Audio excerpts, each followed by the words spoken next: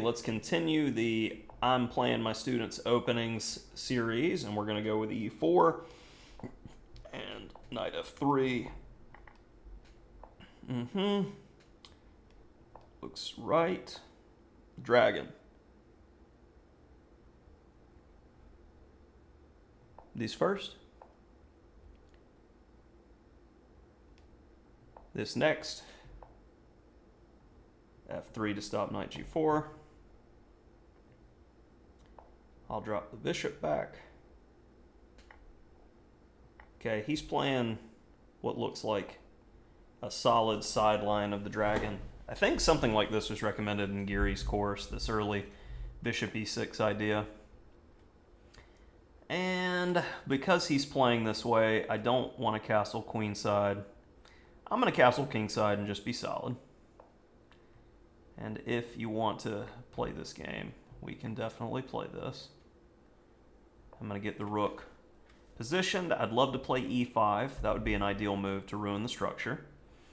Okay, very likely this is going to be weak later. I'm going to move the knight out of the way and play c4 and get a Maroczy bind structure if I'm allowed. Black needs to start deciding what he's going to do with these pawns because it's going to get to be messy pretty quick for him. I do like knight e2 with the idea of playing c4, and he's playing in a positional way, so the queen trade is not something that I'm surprised about. And here, e6 is going to hang the pawn. b5 is probably best to prevent me from getting this ideal Maroczy set up. b5 is still probably... no, if b5 now I'll take and then go b6 because it's anchored by the bishop.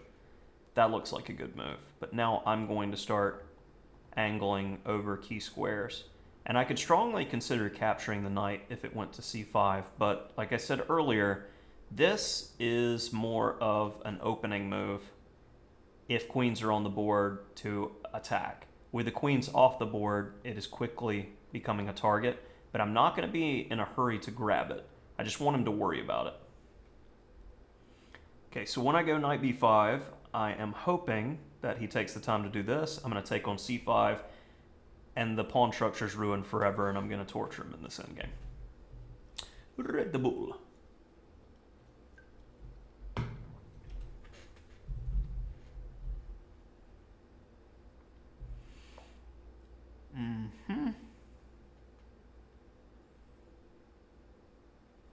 Well,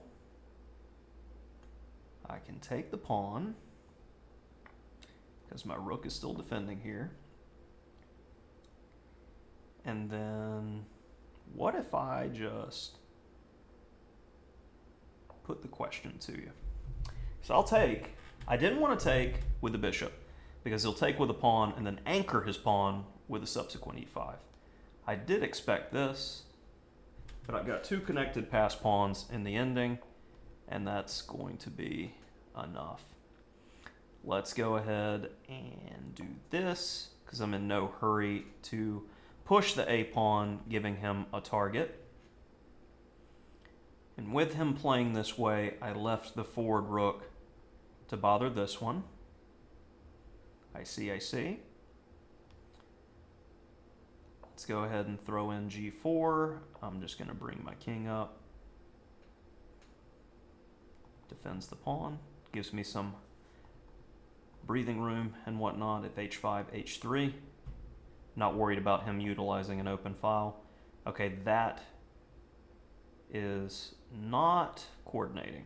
That doesn't look good. So I'm going to go ahead and throw that move in and see if he'll let me trade a set of rooks. Pure defensive moves can't be recommended. Okay.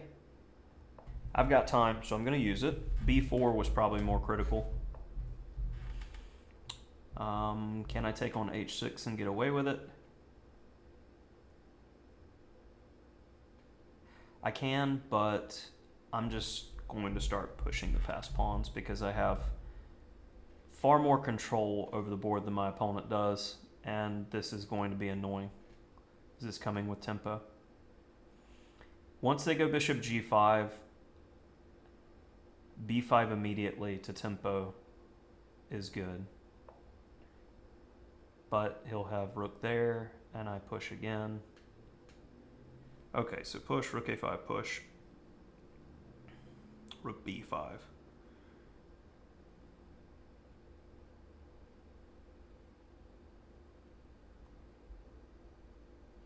And I'm concerned about rook a3.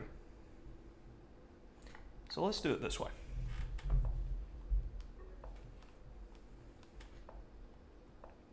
Now it's supported.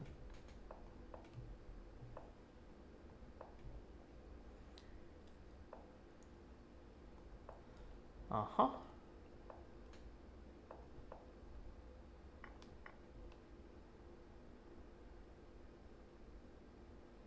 want that and another passer. Principle of two weaknesses.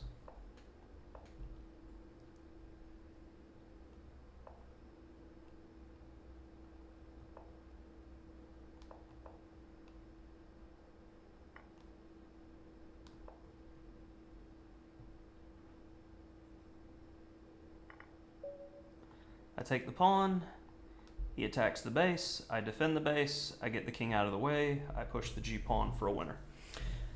Okay, so a bit of a dragon, and I didn't really feel threatened at any point in time in this game. As dragon, you can play aggressively, and I'm supposed to play f3 there. Bishop c4 is a problem, as you can't do this because of queen b6. So he missed that. That's not good. So bishop c4, we need to stop knight g4, a critical idea. So I get to the structure, and this just seems like unnecessary wood chopping by the opponent. And now it lies castles queenside anyway. I find that interesting, because you're playing on the side of the board where you're being attacked, and it looks like black has a clear path. But it likes white by quite a lot here, just because of the superior pawn structure, I imagine. I went castles, and no, I did not want the pawn. I'd much rather play against this structure. And he was stuck on this idea, which ends up being what cost him the game. And I'm happy to play an endgame, especially when I have the superior structure. He should have played bishop h6 in between to mess with my coordination somewhat. But now the game is just over at this point, as I can chop. I have the superior structure and an extra pawn, so I got everything I need. And at this point, it's simplify the win.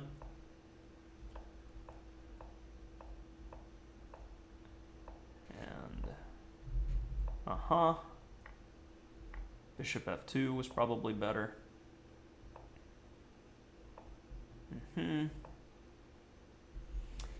See, when it gives a blunder to that, it's kind of ridiculous. it's the same thing. H4, and one way or another, I'm going to create a pass pawn either with h5 or they take, and my king gets in. And you're going to have to use the rook at some point. And I give the stuff away because I know that they come afterward, and that's just easy.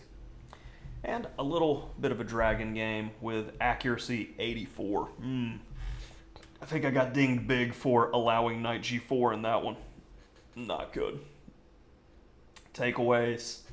If you're going to play the opening, know those memory markers, like you can't allow knight g4. f3 was necessary.